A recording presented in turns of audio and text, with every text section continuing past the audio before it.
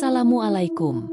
Selamat datang di channel Cerita Novika 2. Semoga hari ini teman-teman dalam keadaan sehat walafiat dan senantiasa diberikan kebahagiaan sepanjang hari.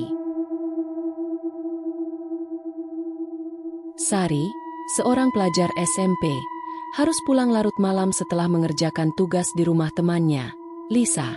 Karena rumahnya jauh dan harus melewati persawahan serta makam kuno, dua temannya, Rico dan Hendy, memutuskan untuk mengantarnya pulang dengan sepeda.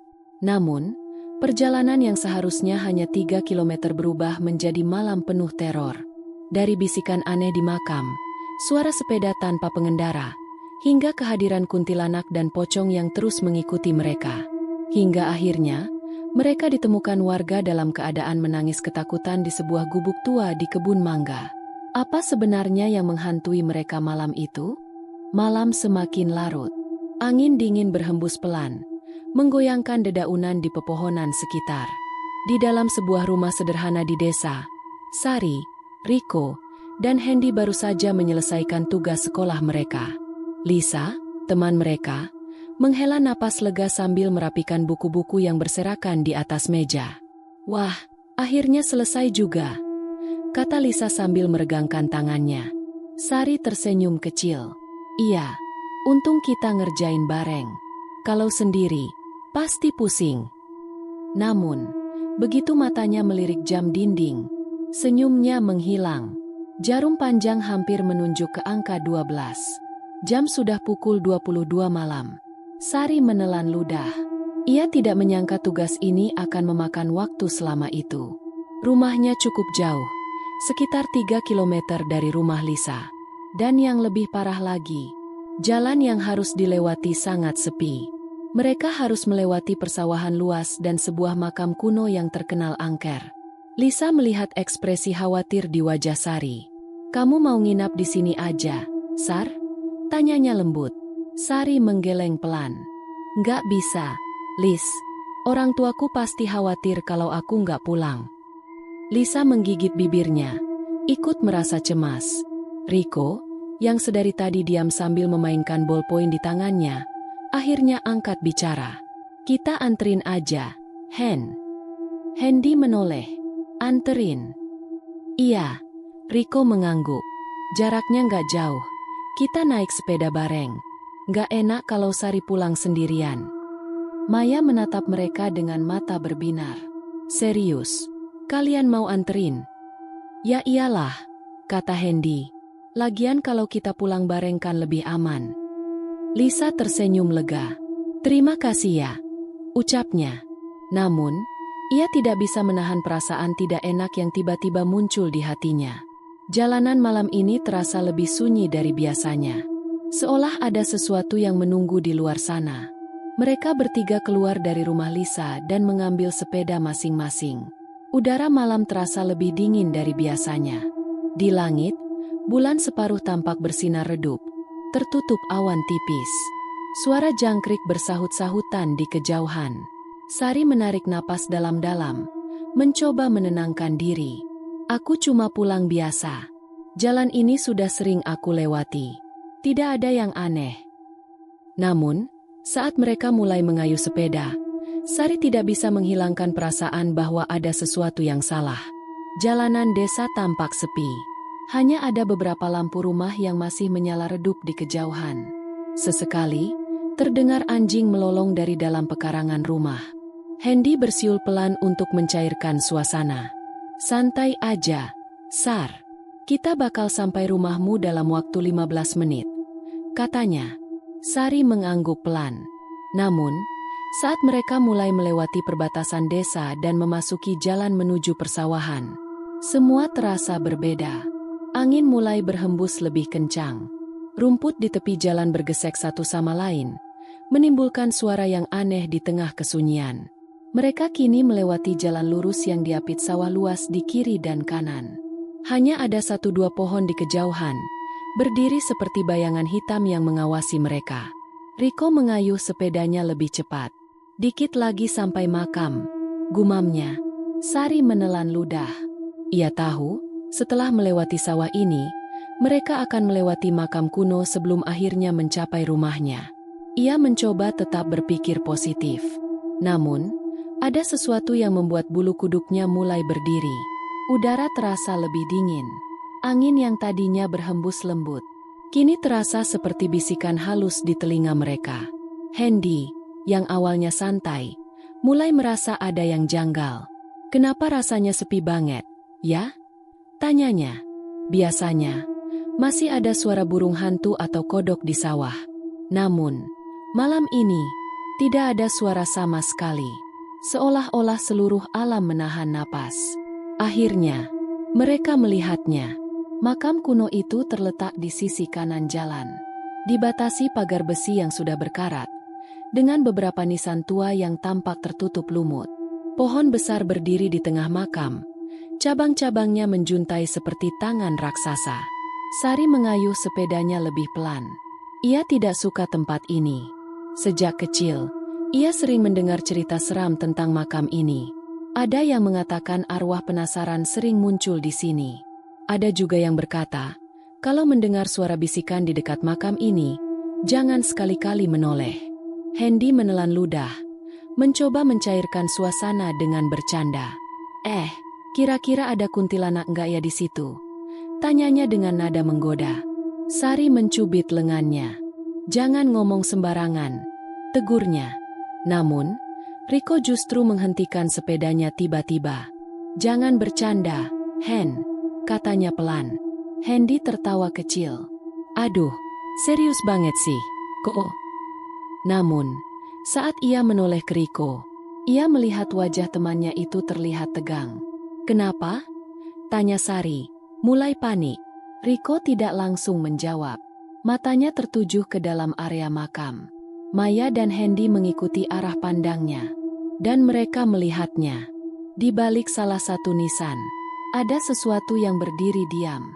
Sesuatu yang tinggi. Sesuatu yang berwarna hitam pekat. Dan sesuatu yang seolah sedang mengawasi mereka. Angin malam berembus pelan, membawa hawa dingin yang menusuk kulit. Makam kuno itu tampak gelap dan sunyi, hanya diterangi rembulan yang cahayanya tertutup kabut tipis. Nisan-nisan tua berdiri berjejer, beberapa di antaranya tertutup lumut dan retak karena usia. Pohon besar di tengah makam menjulang tinggi, cabang-cabangnya melambai pelan seperti tangan raksasa yang siap mencengkeram siapapun yang berani mendekat. Dari dalam makam, terdengar suara dedaunan kering yang bergesekan. Atau mungkin, ada sesuatu yang sedang bergerak di dalam sana. Sari menggenggam setang sepedanya lebih erat. Jantungnya mulai berdegup lebih kencang. Ia ingin cepat melewati tempat ini. Namun, di sampingnya, Hendy malah tertawa kecil. Serem juga ya tempat ini, kata Hendy santai, masih mengayuh sepedanya di samping Sari. Tapi coba bayangin, kalau tiba-tiba ada kuntilanak yang berdiri di belakang kita. Hahaha. Sari langsung mencubit lengannya. Hendy, jangan ngomong sembarangan, bisiknya tajam. Namun Hendy hanya terkekeh. Sar, santai ajalah. Itu cuma cerita orang-orang biar kita takut. Sari menggigit bibirnya. Ia tahu betul, makhluk-makhluk itu memang ada. Apalagi di tempat seperti ini, di mana banyak arwah yang belum tenang. Di mana beberapa orang yang lewat di malam hari pernah bercerita melihat sesuatu yang tidak seharusnya. Ia ingin bicara lagi, tetapi tiba-tiba, Riko menghentikan sepedanya. Hendy yang tidak menyadari, hampir menabrak Riko. Kenapa kamu, Ko? Tanyanya. Namun, saat melihat wajah Riko, Hendy langsung terdiam. Wajah temannya itu terlihat tegang dan pucat. Sari ikut melihat ke arah Riko. Ada apa? Tanyanya dengan suara bergetar. Riko tidak menjawab. Ia hanya menatap lurus ke dalam area makam. Sari mengikuti arah pandangnya. Dan saat itulah ia melihatnya. Di antara deretan nisan tua yang berdiri tegak, ada sesuatu. Sebuah bayangan hitam tinggi berdiri diam, seolah sedang memperhatikan mereka. Tidak bergerak, tidak bersuara, hanya berdiri, dan menatap ke arah mereka. Maya merinding hebat. Hendy, yang awalnya masih santai, kini mulai merasakan ketakutan menjalar ke seluruh tubuhnya. Tunggu. bisiknya. Itu orang, kan? Namun, saat Hendy berkedip, bayangan itu sudah menghilang. Hendy langsung pucat. Sari ingin segera pergi dari sini. Namun, baru saja mereka mulai mengayuh sepeda lagi, bau aneh mulai tercium. Awalnya samar, namun, semakin lama, bau itu semakin kuat. Bau bunga Kamboja.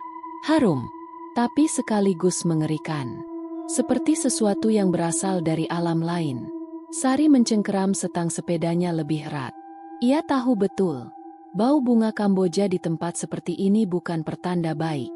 Riko, bisiknya dengan suara gemetar. Kayuh sepedamu lebih cepat. Riko tidak perlu diberitahu 2 kali.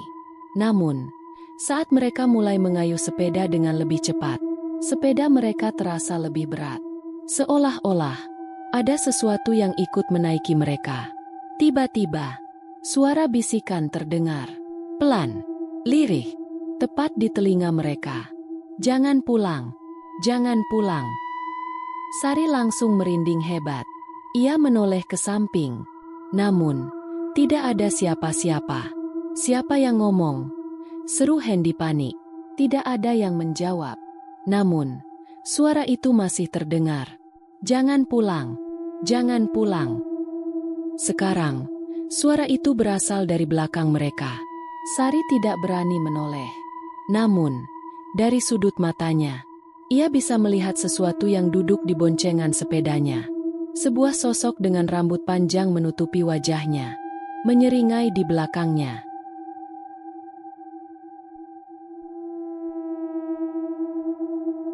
Angin malam bertiup lebih kencang. Dedaunan di sekitar makam bergesek satu sama lain, menciptakan suara aneh yang menggema di keheningan. Jalan setapak yang mereka lewati semakin terasa panjang. Sari merasakan sesuatu yang dingin merayap di tengkuknya. Ia ingin sekali menoleh ke belakang. Namun, ia tahu itu bukan ide yang baik. Namun, rasa penasaran menghancurkan logikanya. Dengan gerakan perlahan, ia menolehkan kepalanya. Dan saat itu juga, ia menahan napas. Belakangnya kosong. Tidak ada siapa-siapa. Tidak ada sosok berambut panjang seperti yang ia lihat tadi. Tidak ada bayangan hitam yang menaiki sepedanya. Namun, perasaan aneh masih menguasai tubuhnya. Seperti ada sesuatu yang masih berada di sana. Sari mencoba mengatur napas. Mencoba meyakinkan dirinya bahwa itu hanyalah ilusi. Tapi saat ia melihat wajah Riko dan Hendy yang sama pucatnya, ia tahu, ia bukan satu-satunya yang merasakan hal itu. Mereka mencoba mengayuh lebih cepat.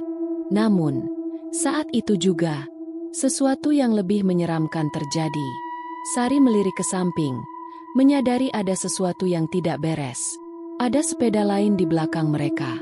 Namun, tidak ada orang yang mengendarainya. Sepeda itu melaju dengan kecepatan yang sama seperti mereka. Berayun perlahan ke kiri dan kanan, seperti dikayuh oleh seseorang yang tak kasat mata. Maya membeku. Hendy! Bisiknya pelan. Suaranya bergetar, namun Hendy sudah menyadarinya. Wajahnya semakin pucat. Tangannya mulai gemetar di setang sepedanya. Riko! Suara Hendy serak. Riko yang sejak tadi berusaha tetap tenang akhirnya menoleh ke belakang. Dan saat ia melihatnya, matanya melebar. Astagfirullah. Tanpa aba-aba, Riko langsung membaca doa dengan suara tergesa-gesa. Sari ingin menangis. Tetapi tubuhnya terlalu kaku untuk melakukan apapun. Hendy yang duduk paling belakang tidak bisa menahan rasa paniknya lagi. Ia akhirnya membentak keras ke arah sepeda kosong itu. Pergi, kau! Jangan ikut-ikut kita. Saat itu juga, sepeda kosong itu berhenti mendadak. Mereka semua terkejut. Seperti ada seseorang yang menarik remnya dengan paksa. Rantai sepedanya mengeluarkan suara berdecit keras. Namun, yang lebih menyeramkan adalah, sepeda itu berbelok sendiri ke arah makam. Tanpa dikayuh, tanpa ada yang menggerakkan. Dan dalam hitungan detik, sepeda itu menghilang di balik nisan tua. Hendy tidak bisa lagi berkata-kata. Riko masih terus membaca doa. Sari nyaris tidak bisa bernapas dengan normal. Matanya berair. Napasnya putus-putus. Aku nggak mau di sini lagi, gumamnya lirih. Riko menatap jalan di depan mereka. Kita harus keluar dari sini. Segera. Tanpa membuang waktu, mereka mulai mengayuh sepeda secepat mungkin. Kaki mereka bergerak tanpa henti. Jantung berdetak begitu kencang. Mereka tidak ingin tahu lagi apa yang sebenarnya terjadi. Mereka hanya ingin meninggalkan tempat ini.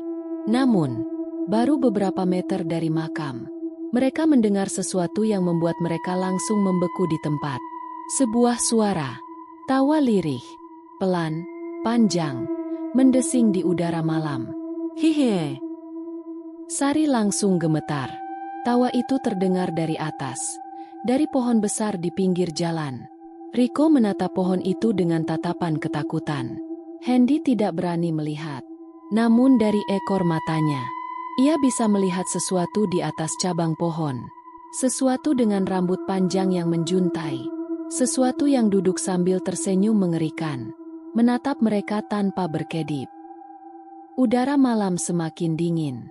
Hanya ada suara derit rantai sepeda dan napas terengah-engah dari Sari, Riko, dan Hendy yang masih berusaha melarikan diri dari makam kuno. Mereka tidak berani menoleh ke belakang. Suara tawa menyeramkan masih terngiang di telinga mereka. Namun kini, jalan semakin terbuka. Mereka telah meninggalkan area makam dan kini memasuki jalan di pinggir sawah yang panjang dan sepi. Biasanya, Sari menyukai jalan ini saat siang hari. Hembusan angin yang sejuk, hamparan padi hijau yang luas, dan suara gemericik air dari irigasi membuatnya terasa damai. Namun malam ini, semua terasa sangat berbeda. Mereka bertiga tetap mengayuh sepeda dengan kecepatan tinggi. Namun, Riko tiba-tiba memperlambat kayuhannya. Sari melihat Riko terus menatap lurus ke depan. Ia ingin bertanya, tetapi saat melihat wajahnya, wajah Riko tampak pucat. Tatapannya kosong, seolah sedang melihat sesuatu yang tidak seharusnya ada. Hendy menyadari perubahan sikap Riko dan bertanya, "Kok, kamu kenapa?" Namun Riko tidak menjawab. Maya mengikuti arah pandangan Riko. Saat itulah ia melihatnya. Di tengah hamparan padi, berdiri seorang wanita berbaju putih. Diam, tak bergerak, hanya berdiri di antara tanaman padi yang bergoyang tertiup angin. Rambutnya sangat panjang, menutupi wajahnya sepenuhnya. Sari langsung merinding hebat. Bulu kuduknya berdiri hingga ke tengkuk. Ia ingin percaya bahwa itu hanya orang biasa. Mungkin seseorang yang sedang berdiri di sawah. Namun, semakin lama ia menatap, ia menyadari sesuatu yang membuat tubuhnya membeku. Kaki wanita itu tidak menyentuh tanah. Ia melayang beberapa sentimeter di atas padi. "Jangan lihat ke belakang," suara Riko terdengar tegas. "Kita terus kayuh sepedanya. Jangan berhenti." Hendy mengangguk cepat, mulai panik. Sari menggigit bibirnya, berusaha menahan ketakutan. Namun, rasa penasarannya menguasai dirinya. Siapa wanita itu? Apa yang akan terjadi kalau ia menoleh? Perlahan, ia menolehkan kepalanya. Dan seketika, darahnya membeku. Wanita itu sudah tidak ada di tengah sawah. Ia kini berdiri tepat di tengah jalan di depan mereka. Sari tidak bisa berpikir. Matanya bertemu langsung dengan mata sosok itu. Dan saat itu juga, ia menjerit. Wajah wanita itu bukan wajah manusia. Kulitnya membusuk, berwarna kehitaman dengan belatung yang merayap di pipinya. Matanya merah menyala, menatap langsung ke arah Sari tanpa berkedip. Dan yang paling mengerikan, mulutnya menyeringai lebar, seolah sedang tertawa dalam diam. Sari merasa tubuhnya melemas. Ia ingin berhenti mengayuh sepedanya. Namun sebelum ia sempat melakukan apapun, sosok itu tiba-tiba melompat ke arah mereka. Riko membanting setir sepedanya ke arah kanan, nyaris jatuh ke parit. Hendy berteriak panik. Sepedanya oleng ke kiri hampir menabrak Sari. Sari sendiri berhasil menghindari sosok itu, tetapi tubuhnya bergetar hebat. Jantungnya seperti akan meledak. Namun, sebelum mereka bisa melanjutkan kayuhan mereka, Suara itu terdengar lagi. Hihe. Tawa itu tidak lagi berasal dari satu titik. Kini, tawa itu menggema di seluruh area sawah. Dari kiri, dari kanan, dari belakang. Seolah-olah sosok itu kini ada di mana-mana. Mengelilingi mereka. Maya menutup telinganya dengan kedua tangannya. Hendy sudah tidak bisa berkata-kata. Riko menggertakkan giginya. Go! Secepatnya. Tanpa pikir panjang, mereka langsung mengayuh sepeda mereka sekencang mungkin. Tidak peduli lagi ke arah mana mereka menuju. Yang terpenting, mereka harus keluar dari tempat ini. Mereka harus selamat. Mereka mengayuh sepeda sekuat tenaga, melewati jalan setapak yang semakin gelap. Suara tawa kuntilanak masih terdengar samar di belakang mereka, menggema di tengah sawah. Malam semakin dingin. Mereka kini telah melewati area sawah, tetapi belum benar-benar selamat. Di depan mereka terbentang kebun mangga luas, dengan pepohonan tinggi yang menjulang seperti dinding alami. Disinilah mereka sadar, teror belum berakhir. Begitu memasuki kebun, Riko akhirnya menghentikan sepedanya. Napasnya terengah-engah. Hendy dan Sari ikut berhenti, mencoba mengatur napas mereka yang tersengal. Mereka berdiri di bawah salah satu pohon mangga besar, berusaha menenangkan diri. Hendy memegang dadanya yang berdebar kencang. Kita udah jauh, kan? Tanyanya pelan. Riko tidak menjawab. Maya mendengarkan sekeliling dengan saksama. Tidak ada suara tawa lagi. Tapi, heningnya terasa salah. Seperti ada sesuatu yang sedang bersembunyi. Seperti ada sesuatu yang sedang menunggu mereka. Tiba-tiba, Hendy mendongak ke depan. Ia melihat sesuatu di antara pepohonan mangga. Matanya membelalak. Sari, Riko. Bisiknya serak. Mereka berdua menoleh ke arah yang ditunjuk Hendy. Dan di sanalah mereka melihatnya. Di antara pepohonan yang bergoyang pelan, ada sesosok putih melompat-lompat dengan perlahan. Pocong. Pocong itu tidak bergerak cepat. Hanya melompat perlahan. Namun, yang membuat darah mereka membeku adalah setiap kali mereka berkedip, pocong itu semakin dekat. Maya tidak bisa bernapas dengan benar. Ia mencoba memalingkan wajahnya, tetapi rasa takut membuat tubuhnya kaku di tempat. Riko merogoh saku jaketnya, mengeluarkan senter kecil yang ia bawa. Namun, saat ia mencoba menyalakannya, senter itu tidak mau menyala. Pocong itu semakin dekat. Sari mulai menangis pelan. "Ko, gimana ini?" Bisiknya putus asa. Riko menggertakkan giginya. Tangannya gemetar. "Kita harus lari." Riko mencoba menyalakan lampu sepeda. Tapi begitu lampu menyala, lampunya malah berkedip-kedip sendiri. Klik, klik, klik. Seolah ada sesuatu yang mengganggu arus listriknya. Dan dalam kilatan cahaya yang berkelap-kelip, mereka melihatnya. Pocong itu sudah ada tepat di depan mereka. Sari berteriak histeris. Hendy melompat mundur. Tubuhnya nyaris jatuh ke tanah. Riko mencengkram setang sepedanya erat-erat. Wajah pocong itu bukan seperti yang mereka bayangkan. Kain kafannya penuh tanah dan darah kering. Wajahnya hancur membusuk, dengan bola mata yang hampir keluar dari rongganya. Dan yang lebih menyeramkan, mulutnya bergerak, tetapi tidak ada suara yang keluar. Seolah-olah, ia sedang mencoba berbicara. Atau mungkin, ia sedang mencoba berteriak. Tanpa berpikir panjang, Riko membanting sepedanya dan berlari. Sari, Hendy, lari sekarang. Sari dan Hendy tidak butuh perintah kedua. Mereka meninggalkan sepeda mereka dan berlari sekencang mungkin ke dalam kebun mangga. Dedaunan dan ranting-ranting kering mencambuk wajah dan tangan mereka, tetapi mereka tidak peduli. Di belakang mereka, terdengar suara sesuatu yang melompat-lompat. Sari menoleh sedikit. Pocong itu masih mengejar mereka. Di tengah kebun, mereka melihat sebuah gubuk tua. Tanpa berpikir panjang, mereka masuk dan bersembunyi di sudutnya. Gubuk itu hanya memiliki dinding kayu berlubang-lubang. Dari celah-celah kayu, mereka bisa melihat luar. Dan saat mereka mengintip keluar, pocong itu masih ada di sana. Berdiri diam, seakan menunggu. Maya tidak bisa menahan tangisnya lagi. Ia membungkam mulutnya sendiri agar suaranya tidak terdengar. Hendy meremas rambutnya dengan tangan gemetar.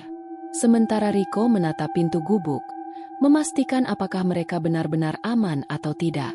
Lalu, suara tawa lirih terdengar lagi. Hihe. Tapi kali ini, bukan dari pocong. Tawa itu berada di dalam gubuk, bersama mereka. Di dalam gubuk tua yang reot, Riko, Sari, dan Hendy berjongkok di sudut, berusaha menahan tangis dan napas mereka. Udara terasa pengap dan dingin, bau kayu lapuk dan tanah basah memenuhi ruangan sempit itu. Sari menggenggam tangan Riko erat, tubuhnya gemetar hebat. Sementara Hendy menutup mulutnya sendiri, takut suara isakannya terdengar oleh sesuatu di luar sana. Mereka hampir tidak berani bernapas.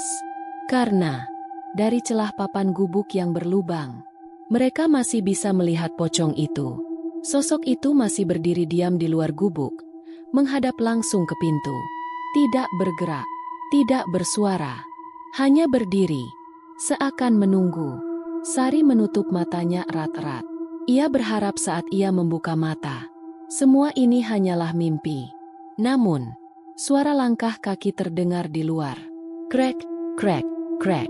Seseorang, atau sesuatu, sedang berjalan perlahan menuju gubuk. Langkah itu terdengar berat dan menyeret.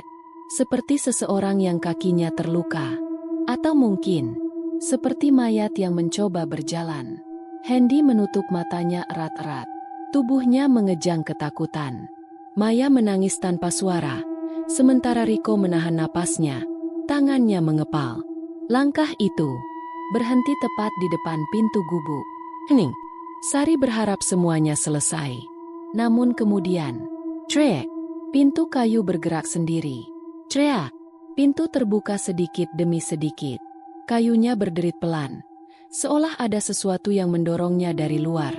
Sari hampir tidak bisa menahan jeritannya. Hendy mengerutukkan giginya. Sementara Riko, ia mencoba mengintip dari celah papan untuk melihat siapa yang ada di luar. Namun, saat matanya bertemu dengan sesuatu di balik pintu, ia langsung menarik tubuhnya ke belakang. Wajahnya pucat pasi. Ada yang di sana. Bisiknya serak. Maya mulai menangis lebih kencang. Tubuhnya semakin gemetar. Pintu terbuka lebih lebar. Dan saat itu juga, suara dari luar terdengar. Oi, ada orang di dalam. Riko membelalak. Sari dan Hendy ikut terkejut. Suara itu, suara manusia. Bukan bisikan gaib. Bukan suara tawa mengerikan. Tetapi suara orang-orang desa. Mereka berjalan mendekat, membawa obor dan senter. Begitu pintu gubuk terbuka lebih lebar, sinar dari senter warga menerobos masuk, menerangi wajah pucat ketiga anak itu. Mereka terdiam sejenak sebelum akhirnya menangis histeris. Beberapa warga segera masuk ke dalam gubuk, membantu mereka berdiri. Ya Allah, anak-anak ini ketakutan banget, ujar seorang bapak. Apa yang kalian lakukan di sini malam-malam? Tanya pria lain yang membawa obor. Sari masih menangis, sementara Hendy terisak keras. Riko mencoba berbicara, tetapi suaranya nyaris tidak keluar. Kami tadi diikuti sesuatu. Para warga saling berpandangan. Lalu, salah satu dari mereka berkata, kalian harus keluar dari sini dulu. Para warga membantu mereka keluar dari gubuk. Namun, saat Riko, Sari, dan Hendy melihat ke arah tempat pocong itu tadi berdiri, sosok itu sudah tidak ada. Tidak ada tanda-tanda apapun. Tidak ada jejak di tanah. Hanya kebun mangga yang kembali sunyi seperti biasa. Sari menggenggam lengan Riko erat. Rik, tadi dia ada di sini, kan? Bisiknya takut. Riko tidak bisa menjawab. Namun, mereka tahu, apa yang mereka lihat itu nyata. Para warga akhirnya membawa mereka ke pos ronda desa. Di sana, mereka diberikan air hangat, sementara tubuh mereka masih gemetar. Setelah beberapa menit, seorang lelaki tua datang mendekat. Ia menatap mereka dengan serius, lalu duduk di depan mereka. "Kalian melewati makam kuno tadi malam, ya?" tanyanya pelan. Maya mengangguk takut. Lelaki tua itu menarik napas panjang. "Sudah banyak yang mengalami ini sebelumnya," katanya lirih. Riko, Sari, dan Hendy saling berpandangan. Jadi, mereka bukan satu-satunya yang pernah mengalaminya? Lelaki tua itu menghela napas, lalu menatap mereka dengan serius. "Kalian beruntung," katanya, "karena kalian masih bisa ditemukan." Hendy menelan ludah. Maksudnya apa, Pak?" Lelaki tua itu memandang mereka dengan mata sendu. "Beberapa orang yang tersesat seperti kalian tidak pernah kembali." Hening.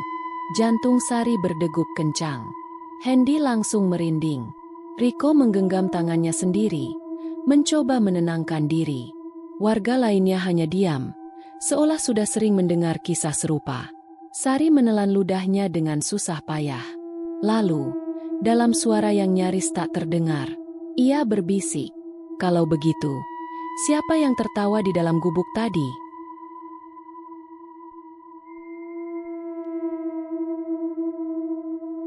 Udara malam masih terasa dingin menusuk tulang. Melihat mereka yang ketakutan, seorang warga lain mengeluarkan botol air dan memberikannya kepada Riko. "Minum dulu, Nak," katanya lembut. Riko menggenggam botol itu dengan tangan gemetar, lalu meneguknya sedikit. Sari dan Hendy mengikuti, meski tangan mereka masih bergetar. Setelah beberapa menit, salah satu warga berkata, "Kita bawa mereka ke pos ronda. Mereka butuh istirahat." Setelah beberapa menit berjalan dengan langkah tertatih, mereka akhirnya sampai di pos ronda desa. Sari, Riko, dan Hendy duduk di atas bangku panjang. Beberapa warga duduk mengelilingi mereka, menunggu mereka tenang. Seorang pria paruh baya mengusap janggutnya sebelum berkata, "Kalian lewat jalan mana tadi?" Riko mengangkat wajahnya perlahan. "Sawah, lalu makam kuno." Suaranya lemah. Begitu mendengar jawaban itu, warga saling berpandangan. Mereka semua terdiam sesaat, seolah mereka sudah sering mendengar kejadian seperti ini sebelumnya. Akhirnya, seorang lelaki tua yang sejak tadi diam menghela napas panjang. "Kalian melewati jalan yang salah." Mendengar itu, Sari menggigit bibirnya. Tangannya mencengkeram bajunya sendiri.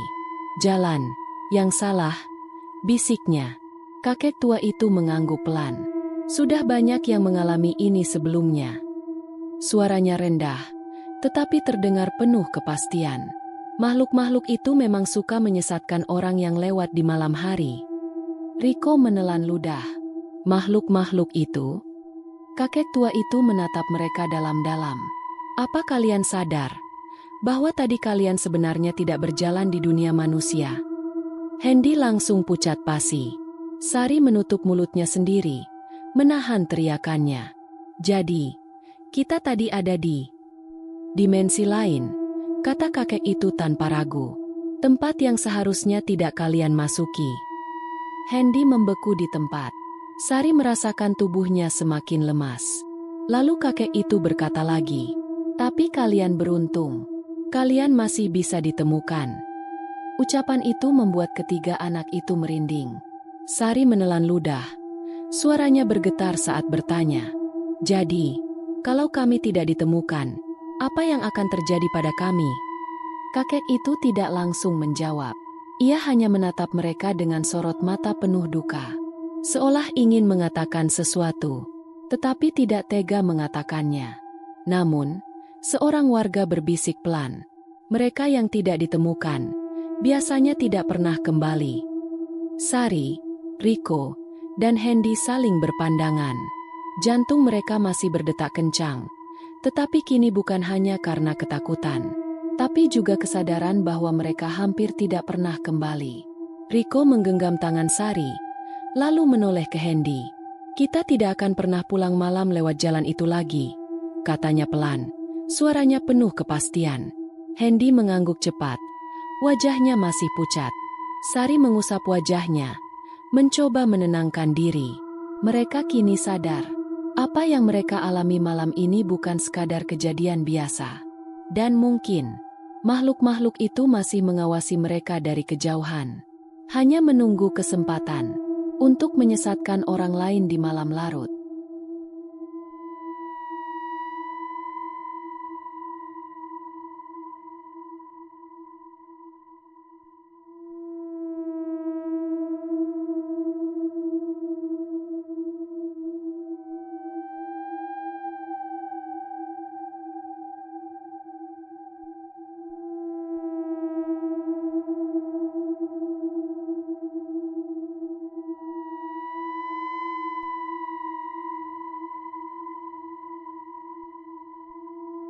Demikian cerita hari ini.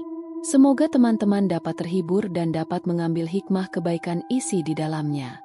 Jangan lupa juga bagikan cerita ini kepada teman-teman yang lain agar mereka juga bisa mendapatkan hiburan yang sama. Mohon maaf apabila ada kesalahan kata dan ucapan kami dalam membacakan cerita ini. Terima kasih dan wassalamualaikum.